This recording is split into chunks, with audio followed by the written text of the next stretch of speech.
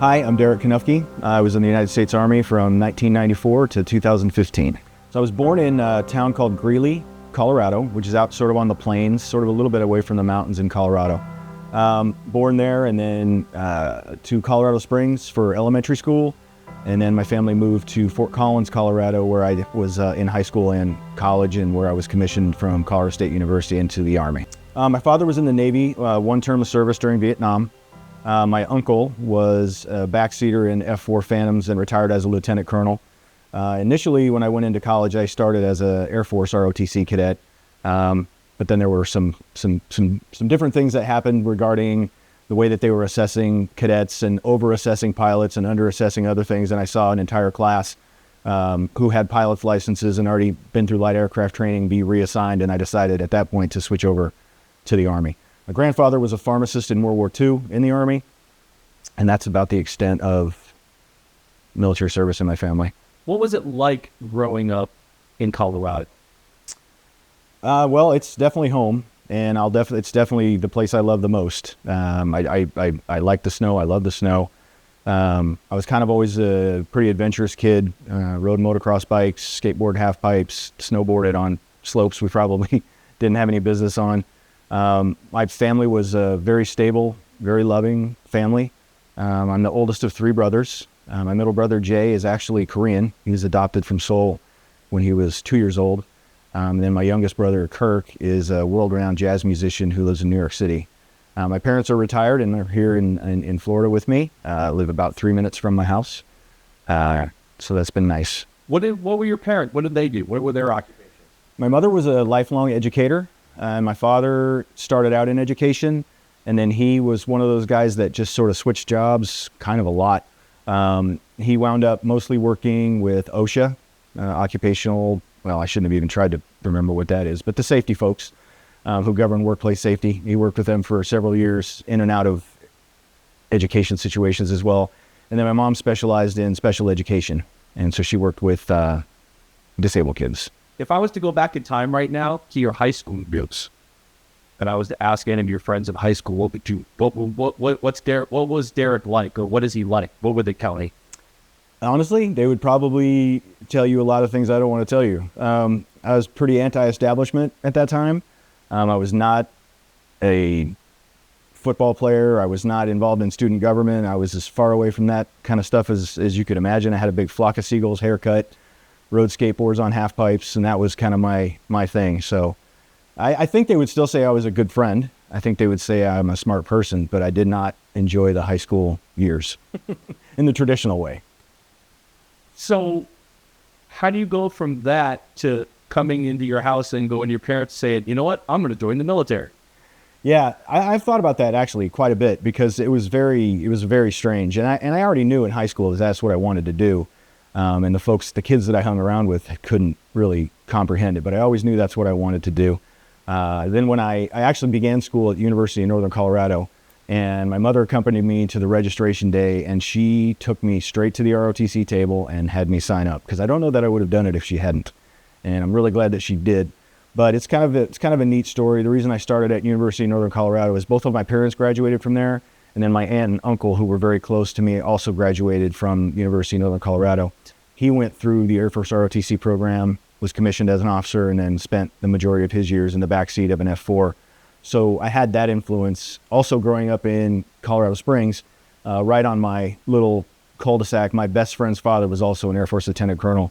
And so every year they would buy me season tickets to the Air Force Academy games. They would get golf lessons through Peterson Air Force Base. And so I always had this closeness with the military. I knew that's what I wanted to do. Just hung out with people that maybe didn't agree that was a good career option. Prior to going into the military, when you were in high school, did you work anywhere? Yes. Actually, I had a job from 15 years old. I think I can only think of one maybe solid month of my life since 15 where I didn't have a job. I went to work at Wendy's before I could even drive there. My mom had to drive me there to go to work. Talk to me about that. Where did you do your basic? So terminology changes, and it's not called this anymore, but at the time it was called OBC, the Officer Basic Course. And depending on the branch you were assigned, and I was a field artillery officer, you go to that installation where they have the schoolhouse. And in that case, it was Fort Sill, Oklahoma.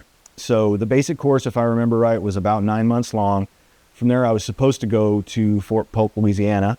Those orders were canceled, and I stayed at Fort Sill. So overall, in Lawton, Oklahoma, I was there for almost 5 years because I did my officer basic course, a 3-year assignment, and then my officer advanced course.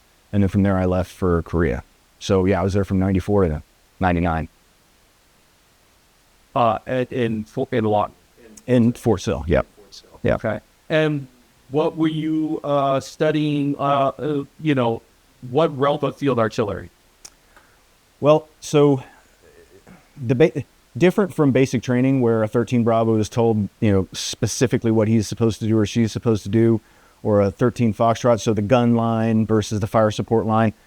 Enlisted soldiers are very, very told, this is your MOS and these are the skills that you have to master. But as an officer, you have to know all of it. So basic course and the advanced course were split into 2 halves, and one was the gunnery half and one was the fire support half. And that was at the second lieutenant level and then the captain level as well. So you learn all the science of the gun line, and then you learn the art of how to actually put it on the ground to deliver rounds on, impacting round. Did you do any secondary training, whether that was Ranger, Airborne, anything like that? I did go to airborne school as a second lieutenant right out of college, which was actually pretty great because even as a second lieutenant with no years, no experience, we didn't have to live in the barracks. So that was pretty nice. Airborne school was a lot of fun. I really, really enjoyed it. And then I went from there to Fort Lewis, Washington for about 3 months to help administer the ROTC summer camp to the cadets going through. And then from there, my officer basic course date followed. Okay. And then, so you finally completed everything. You got your first commission, right? And where was your first duty station? Fort Sill. Yep. So right out of the basic course, like I said, I was supposed to PCS to Fort Polk, but they deactivated the battalion that I was going to, and they reallocated a whole bunch of us right back to Fort Sill. So there were several different, there's a whole bunch of us that were second lieutenants thinking that we were going to graduate from our basic course and go somewhere else. And we were all consolidated into these units who were turning in the old 203 8-inch howitzers, which is about a 200-pound round, turning that in. That's almost considered a strategic weapon because they used to use nukes. They turned those in, and then we drew MLRS, multiple launch rocket system, as a replacement for that. We were in a core artillery unit, so we weren't directly affiliated with any direct support of any infantry or armor. We were more of a reinforcing artillery at Fort Sill, which honestly, it was fine, and it was a good way to grow up and a good way to learn, but I'm glad I was able to get away from that and actually get back to what we would call like the line, back to an infantry division or an armor division or a cav regiment. What unit was that you were assigned to? I was assigned to 3rd Corps Artillery, 212th FA Brigade, 2nd Battalion, 18th Field Artillery. And then, so you did your stint there. When you left that unit, obviously you probably started off as a second lieutenant, right? Correct, yeah. When you left that unit, what rank were you? I had just been promoted to captain at that point in 99. Well, actually, I think I was probably a captain for about a year by 1999. So I thought it was a good opportunity. As we graduated from the advanced course, everyone's kind of jockeying for position for their follow-on assignment. Is it home? Is it near home? Is it just a place you've always wanted to go? And my 2 options that I had were Korea or Fort Hood, Texas. And I didn't have a lot of interest in going to Fort Hood, Texas. So another captain and we swapped, and I took his Korea assignment. He took my Fort Hood assignment. But what came with that year in Korea, which was pretty great, was your guaranteed return. And so I was able to get back to Fort Carson in Colorado Springs as my second assignment, 3rd assignment after Korea. And what unit was that? In Korea, I was working for 8th Army. I was actually in Seoul. It was a pretty sweet gig, to be honest with you, because we had a thing that was called the No Smile Line. So soldiers north of the No Smile Line, it just wasn't a fun place to be. But south of it, where I was a great place to be. So I actually lived in a 3-story, I lived on the 3rd floor of a 3-story sort of townhome. My landlords lived on the 1st floor. I lived in the embassy row, so where all the ambassadors lived. It was a pretty good deal. And right there in Itaewon, and I would just walk to work. It was about a 15-minute walk to work until I found a car, $350 Daewoo, and then I'd drive to work. So it was a good assignment. I enjoyed it. Were you married at the time? I was. And in fact, my 2 young boys and my wife came and stayed for the middle 6 months. And the only reason it was only 6 months is because that was as long as you could get a round trip ticket. No one would give you a round trip ticket over 180 days. But once they got to Korea, they got everything they needed. They had all the IDs. There was a thing called NEO, which was non-combatant evacuation operations. And so even my little boys, who at that time would have been 4 and 6, had their own little gas masks and the whole deal. I got to take a step back, but I got to ask you, what is your most vivid memory of your training and or OBC or any type of schooling? What's the most vivid memory you should remember about that? Well, I think it would be a close between 2. We were out on the OP one day, the observation post one day at Fort Sill. We were doing the fire support side of our training, which is the part I enjoyed the most. So essentially you're up on top of a hill, you're observing a target, you're talking to a gun line who can't see you and they can't see the target. And it's up to the 2 of you to figure out through the science and the art how to actually get that round on the ground. And there was a short round that impacted very, very close to our OP. So I think that's probably my most vivid memory. I think the second one would be watching a huge soldier at airborne school. Absolutely. The parachutes had already deployed. Everyone's drifting down, making corrections, pulling on the risers to get into position where you need to be. And this very, very big guy went rocketing past me and hit the ground, and his head hit the ground, and it kicked up a divot as big as any divot you've ever seen on the PGA Tour from his helmet. That was pretty vivid too. And actually, now that you mention it, at airborne school, when 2 parachutes coincide in space vertically, the parachute above starts to accelerate because the parachute below is taking and disturbing all that air. And so I remember this kid screaming, because when you're coming down and everybody's under parachute, you can talk. It's perfect silence. You can hear everyone, you can talk to everyone, you can wave to everyone. So this kid from above me, who I hadn't even seen coming yet, yelled that, I don't even remember what he yelled, but something's wrong. And we had already dropped our equipment, because you have a rucksack and you drop your equipment, it falls down on this long line. And I looked up at the bottom of the parachute, and his rucksack was on top of my parachute, and I could see that line starting to spool up on top too. So I could tell he was really coming quickly. And so we had to coordinate, and he slipped left and I slipped right, and his parachute or his rucksack kind of fell past and down. And that was pretty exciting. What was the best part of your trip? You know, I don't know. It's kind of funny. So when I was in the officer advanced course, is what we used to call it. That's when you go through as a captain. And like I mentioned before, you have 2 halves of those courses. You have the fire support half, and then you have the gunnery half. And I've never been good at math.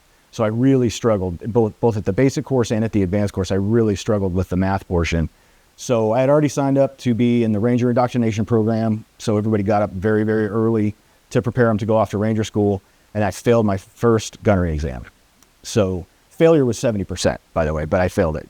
So they kicked me out of the Ranger Indoctrination Program. They said, you just need to focus on becoming an artillery officer. Don't worry about this other stuff. So having failed that first exam, when we transitioned into the fire support half of our training, I was number 1, because that's the art part, and that's the part I really, really liked. So out of my class, and I don't remember how many there were, I was the honor graduate on the fire support half. But in order to be the honor graduate of either half, you couldn't have a failed test in either half. So we had already come into the very end. I was the master fire supporter. It was a really cool bust of a guy in an OP with binoculars and everything else. And they said, and my small group instructor was really, really excited, because he had both. He had the master gunner and he had the master fire supporter in his small group, one of the 4 small groups. And I said to him, I said, sir, he was a major at the time. I said, sir, I can't be the master fire supporter. I failed my first gunnery test. And he said, wow. And he was bummed, because he was really excited about bragging that he had both. And so I'm proud of that. You know, I could have just let that go by and no one would have ever looked back, but I'm pretty proud of telling him that. What was the worst part of training?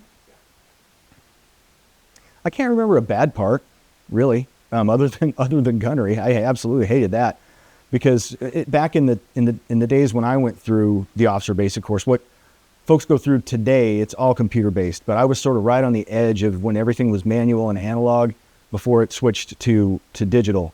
And it was extremely complicated. I mean, the things we had to account for, we accounted for everything. temperature, barometric pressure, square rate of the round, propellant temperature, how hot or cold is the powder. Every single gun shoots differently based on the age of the gun tube, rotation of the earth, drift from different guns that shoot different ways. And we had a big, great 8 by 14 foot sheet where we accounted for all of those things. And if you made a math error at the top, your answer at the bottom wasn't any good. And then you had to translate all of that data onto a big chart with a giant protractor. And to me, it was a lot. It was a lot. The modern day artillery, everything's based on GPS, global positioning satellites. Back then, it was based on survey vehicles with gyroscopic finding techniques where they would transfer data everywhere, and then we would pull out these things that look like old surveyors' tools called aiming circles, and that's how we passed all the data from one place to another to ensure position on the ground was all, consistent from the observation post to the gun line. I wasn't very good at all that. What was the hardest part of military life that you had to adapt to, and why do you think it was that? Being away from my family, without a doubt. So from 1994, when I was commissioned, to 2003, when I deployed to Iraq the first time, it was a normal military life. We trained. We would probably go away for 2 months a year, not at the same time. We'd go away for 2 major training events, and then the rest of the time we were home, and we had a lot of time off because the expectations are pretty heavy on a service member. So we had a lot of 40 weekends. We had a lot of, good breaks in there, and I got to spend a lot of time with my kids. And then when I started this deployment cycle that ran from 2003 to 2014, I was gone as much as I was home. I was gone for 4 of those, I guess not as much, but 4 of those 11 years I was gone. And I missed all that time with my kids, and it's not time you can make up. And without a doubt, that was the hardest part. What was the easiest part of military life you had to adapt to, and why do you think that you are? The easiest part is I think I always felt comfortable in the environment. And I think the thing that's really special that maybe a lot of folks who aren't military don't really understand is, we move every 2 to 3 years, but you're still coming back to family. I mean, the standards are the same, the expectations are the same, the support that you receive from the new unit and the new community is the same. So that made things easy. I mean, moving is stressful, and moving across halfway around the world or across the continental United States or to Hawaii or Alaska, it's stressful. But once you get there, you're cared for. So, so where were you at when you first came up with orders to deploy? Fort Carson. Yeah, Fort Carson. Probably, I don't remember specifically, but probably towards the end of 2002. And it was probably even earlier than that. And we were supposed to invade Iraq through Turkey in March of 2003. Okay. And then, what were the recollections of your experience of that? So it was very interesting. So the concept was you had the 101st Airborne, and then you had 101st Airborne Division, and you had the 173rd Airborne Brigade. But then you had 2 heavy armored divisions that were supposed to make this invasion, this OIF-1, Operation Iraqi Freedom 1. 3rd Infantry Division was supposed to come from the south through Kuwait, and my division, 4th Infantry Division, was supposed to come from the north through Turkey, through a thing called Haber Gate. And American engineers stationed in Germany had already been to Turkey. They had proofed all the routes. They made sure that the load bearing capabilities of all the bridges were going to be, big enough to carry our vehicles. So it was all set that we were going to go through Turkey. We had loaded all of our equipment onto these massive ships. I had to put 5 soldiers, an NCO and 4 soldiers on there. We called them supercargos, and their entire purpose was to keep the crews of the ships from stealing from the vehicles in the hold. So those guys were on there. If I remember right, I think it was a 21-day trip. So they got into just outside of the port at Turkey when the Turkish government decided that they weren't going to allow us to go that way. So Kuwait said, we'll take them. So the reason that's significant is we had planned for months and months and months to go through into Iraq from the north. We understood the routes, we understood the bridges, we understood the danger areas. In our conference room, we had satellite imagery that went 360 degrees from the port to our first objectives, which were what we called GOSPs, gas oil separation plants. The intent to not have what happened at the end of the Gulf War when all the oil fields were destroyed. So that was our first objective, was to get those, and I guess you can read whatever you want to into that. But gas oil separation plants were our first objectives. But then when when Turkey changed their mind, everything went out the window. We didn't have any plans to go through Kuwait. Our maps were incomplete. I actually left Kuwait to go into Iraq with a hand-drawn, not-to-scale map. So it was pretty crazy. I always consider it kind of like the Wild Wild West because we just didn't have any plans to do that. So it all fell to fairly junior commanders, battalion and battery and company and troop commanders to just do the right thing, you know, understand the mission, make sure you accomplish the mission. But there were no specified tasks in those days. It was just go to point A to point B, defeat anybody who challenges you, get established, establish security, and then we'll figure out what we're going to do next. And that went on for quite a while. And in fact, when we left Kuwait, since we weren't actually scheduled to be there, we had these giant trucks called HETs, heavy expanded trucks. So when you're moving armored vehicles hundreds and hundreds of miles, you put them on the back of these trucks because they're far cheaper to maintain, easier to repair than a tracked vehicle. So you take the tracked vehicles as far as you can on the backs of these trucks, on the beds of these trucks, and then that's where you take them off. Well, we lost priority of those vehicles at midnight one night to 3rd Armored Cav Regiment, and I still had 2 vehicles that hadn't made it out of Kuwait. So I knew if I left my XO, or first lieutenant, in Kuwait, he wasn't going to have the rank to get those out. And I figured I may never see these crews or these vehicles again. So I actually sent my XO into Iraq, and I stayed in Kuwait to make sure that I got those last 2 vehicles out. So as we left, we had to check in with the Division Transportation Office. Those are the guys that manage everything that goes everywhere. And I told him I was a battery commander, 3rd Battalion, 29th Field Artillery. I'm taking my last 2 vehicles, and we're heading up to Taji. And he said, no, you're taking all this other stuff. Forklifts, medevac vehicles, big giant M88 tracked recovery vehicles. I didn't know any of these soldiers. I didn't know them all.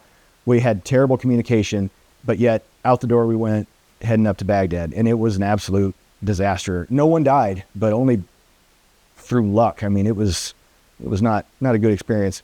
I remember one day we were driving over a very high overpass after we had gotten off of the big vehicles in Baghdad going into Taji, and there was an engineer armored personnel carrier in front of me.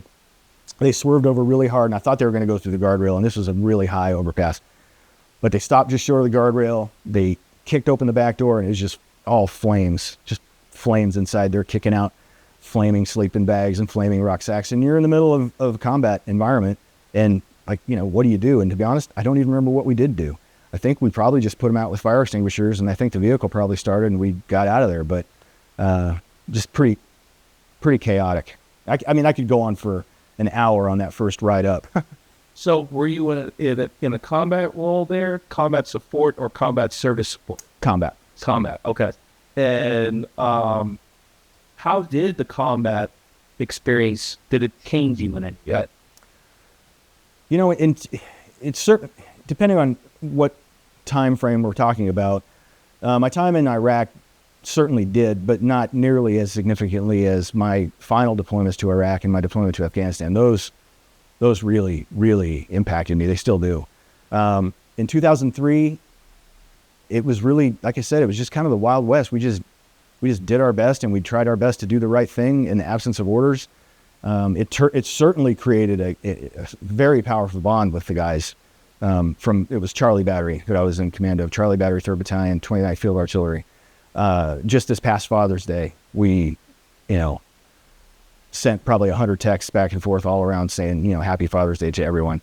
So I think that would probably be the thing that changed me the most, because we didn't know what to expect. We were still wearing protective masks, gas masks. We were still wearing those on our hips because we just didn't know what was coming next. And you talk about your promotions. Obviously, you just see promotions. So you went to Iraq as a captain? Yes. Okay. And when did you make major? So I went to Iraq as a captain. I came home in 2003. I think probably within a year I made major. At that time, I was working for the 2nd Brigade, 91st Training Support Division. And our entire mission was to go to where National Guard units were mobilizing to deploy to Iraq and help them get ready to do that. So I was promoted to major there. That unit was also at Fort Carson. I was pretty good with my branch manager in terms of, you kind of understand when your gates are for moving and PCSing and going to schools and things. And so I would always get on the phone with him well in advance of that and see what he could get me at Fort Carson. So when I came back from Iraq in 2003, which is probably July of 2003, I came back to Fort Carson, and I went to this active component, reserve component unit. So I went back in 2005 to 2006. That was fairly unremarkable. I was working on the Corps staff in a giant palace right there on Camp Victory, which was the old Baghdad airport. It's kind of funny. I had a sponsor who was a British officer, and as I walked up to this palace, it was huge. And I said, "How many people work in there?" And in his British accent, he said, "About half," which I always thought was pretty hilarious. But that was fairly unremarkable. Just a lot of briefings to senior officers, putting together different plans. Didn't leave the FOB much. Whenever I did, it was always on a Black Hawk. I think I was only in a ground convoy that year, maybe 2 or 3 times. Then I went back in 2007. All this time, by the way, I was actually assigned to Germany at that point. So I finished up my ACRC assignment, went to Heidelberg, Germany, worked on the Corps staff, deployed with the Corps staff, came back in 2006, and then left Heidelberg and went to Vilseck to the 2nd Stryker Cav Regiment. And then I deployed with them for 15 months. So it was called 2007 to 2009 because it was more than a year. But yeah, that deployment with 2nd Cav Regiment was an interesting one because pretty much any military career, as it progresses, you have certain things you have to accomplish. And so as a major, you have to be an operations officer, you have to be an executive officer at the battalion level. That's what's going to qualify you to be considered for promotion later. And I had 2 options that I could pursue from Germany when I had to move from Heidelberg to somewhere else. And one was an MLRS battalion, and one was the 2nd Stryker Cav Regiment. And to me, there was no question. I mean, 2SCR was an elite unit. I mean, absolutely elite. Rocket Battalion would have been fine, but I sat with my wife one day and I said, do I want to be the big fish in the little pond or the little fish in the big pond? And so we decided to be the little fish, and so I went to a pretty elite unit, and we spent 15 months in combat. And how did we stay in touch with your family? Actually, it wasn't even that difficult, really. Well, in 2003, it was extremely difficult. The Signal Corps would set up these phone banks of these digital phones, and you'd wait your turn, and then you'd get about 2 minutes. Going back in 2005, 2006, it actually wasn't that difficult at all. Cell phones had already arrived. You could even buy your own little burner cell phone. When you were out in a remote area where you didn't have cell phone coverage, most units had at least one satellite phone, and you could sign up for some time to do that. Email worked. We had call centers on the FOBs where you could go buy a card, $100 card or whatever for the year, and you could make calls. So it really wasn't that difficult. Most people set up a specific time where their family would be by the phone, because nothing more frustrating if you want to talk to your family than sitting in line for 3 hours and nobody answers. So it wasn't that difficult, though. What did you guys do for recreation when you were up? Slept, honestly. When I was at the castle, when I was at the palace that I mentioned in 2005 to 6, we had a nice gym, and it was a fairly predictable schedule, so you could go and you could work out. When I was with 2SCR, we were out so many hours every single day that you just came back and slept and ate, and then got up and did it again the next day. Yeah. Do you recall any particular humorous or unusual events? Yeah, absolutely. I had a squadron commander who I will not name, who was very, very, very, very full of himself. He thought he was the reincarnation of every superhero from John Wayne to Audie Murphy. And we were getting ready to go out on a mission one day, and we were in this Iraqi Army headquarters, because that's where we did all of our missions from. We would remote our command post into the Iraqi Army headquarters. And as we were getting ready to go out one day, he's putting on his body armor, and he had his antenna from his dismounted radio had broken free from the little strap, so it was sticking straight up in the air about 8 feet. And he said something cheesy like, "Let's go do some good." And then he put his body armor on, and that antenna got caught in the ceiling fan at the Iraqi Army headquarters and broke the whole thing. I thought that was pretty humorous. Did you do anything for luck? For what? Did you do something for good luck? I did, actually. These are my dog tags right here. And inside I had a German Pfennig, and then I have a whole bunch of different saints, specific saints. St. Barbara's in here because St. Barbara's the patron saint of field artillery. St. Christopher's in here because that was my baptism, my saint for my baptism. So yeah, I did this. That's probably the most superstitious thing. But yeah, definitely what springs to mind is my time with the Stryker Regiment. And honestly, I was selected. They select about 20 Army officers, 20 Air Force officers. The Marine Corps and the Navy are sort of all mixed together, but there's usually 20 Army, 20 Air Force, and then 20 interagency, CIA, DEA, ATF, that are selected to go to the Navy War College. And I was selected to go to the Navy War College. So the time that I had at the 2nd Stryker Cav Regiment was such a high quality unit. The operations officer and the executive officer in that unit both had doctorates from Ivy League schools. So, I mean, these were some smart people. And I fell in with them. Like I wasn't, the job wasn't too big for me. And that really taught me a lot about myself. So coming out of 2nd Stryker Cav Regiment, I was actually promoted early to Lieutenant Colonel, below the zone, which means top 6 or 7% get promoted below the zone. And I was promoted below the zone and sent to the Navy War College in the same set of orders. So that was definitely probably my best time. Well, then you became a battalion commander. I did. Which battalion? 2nd Battalion, 29th Field Artillery. So during that time, Second or third? second Battalion, 3rd Battalion, 29th Field Artillery. I'm sorry. Wow. I'm looking at. Yeah, I can't even believe I guess I was hung up on 2nd Stryker Cav Regiment. That's okay. But yeah. So, but in between there was that 15-month deployment to Afghanistan with 2 SCR, and it was hard. That was a very, very violent 15 months. That was 2007 to 2009. And Stryker brigades were kind of a new thing. And everybody wanted, we called it Stryker crack. Everybody wanted their Stryker crack because these vehicles are very, very silent, moderately armored and well armed, but you can carry like 11 dismounted troops in the back. Whereas in a Bradley, you can get 3 or 4. You can carry 11. So they gave us a mission they called an above ground mission. We didn't have an area that we were responsible for in Baghdad. We just went where it was always the worst. So anytime a brigade was starting to become a little bit overwhelmed with what they were dealing with, because also in 2005 and 2006 was a civil war between the Sunni and the Shia in Baghdad. And it didn't get talked about a bunch, but for those several years, that was really our mission, was to keep Baghdad from destroying itself. And it was violent. It was rough. So whenever a brigade would find a whole bunch of this Civil War type activity, they would send our Stryker squadrons. So we were always in the worst part of it. Well, I was back at Fort Carson again. This was in 2013. I had just given up battalion command. My battalion command time was interesting because at that time, the Army was going to this concept called SFAT, which was a Security Force Assistance Team. So they would go to a line brigade, a deployable, trained, ready brigade, and they would take all the leadership. So I had all my battery commanders at that point were first lieutenants. They took 3 of the battalion commanders from our brigade to create this Security Force Assistance Team, and they sent them over to Iraq. So I didn't go. I went to my brigade commander. Here's what was happening at the time was the artillery branch was losing all of its core competency, all of its skills, because we weren't shooting the big guns in deployments. We were doing these provisional military police or infantry roles. I was always in an infantry role. So we would bring our guns and then we would just park them.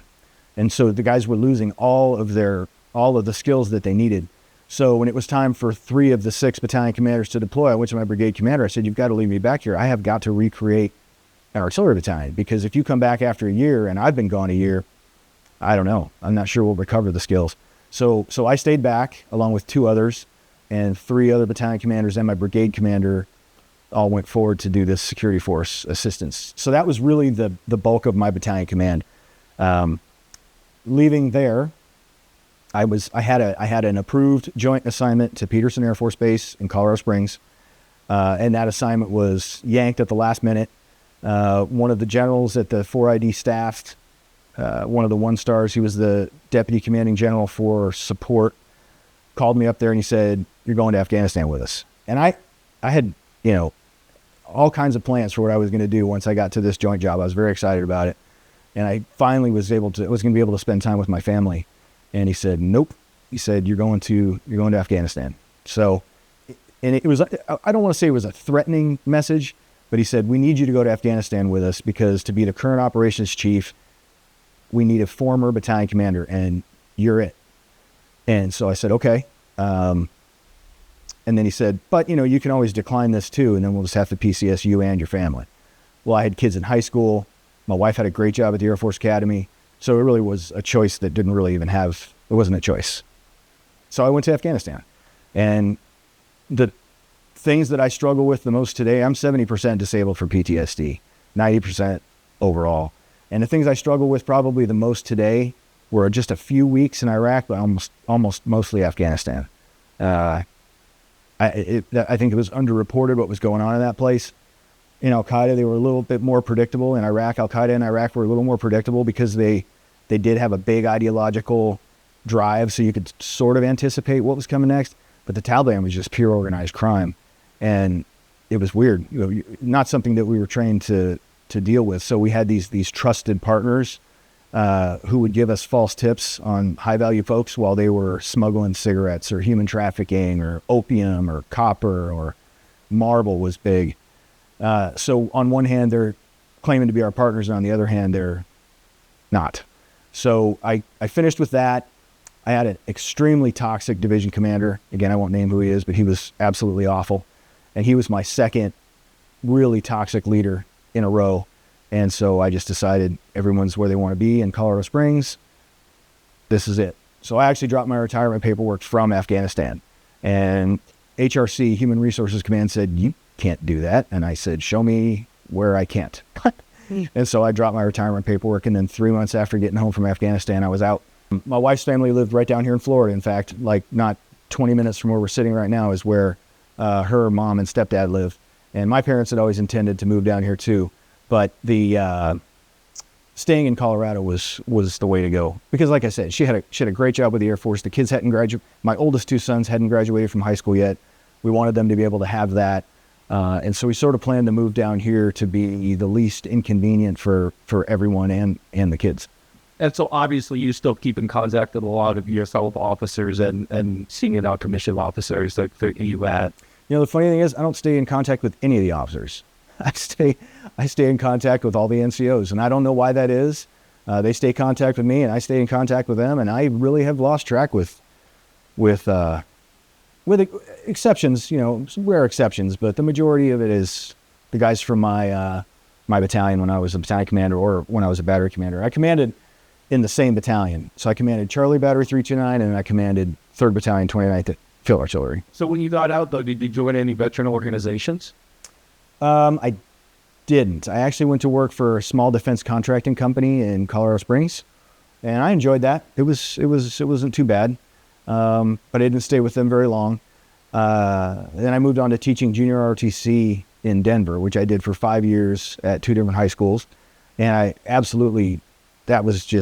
loved that, but it was hard. It was not like, I suppose it's like anything else. You can get out of it what you put into it, but if you really put a lot into it, it's a 6-day-a-week, 12-hour-a-day job, and just kind of got a little burned out on that.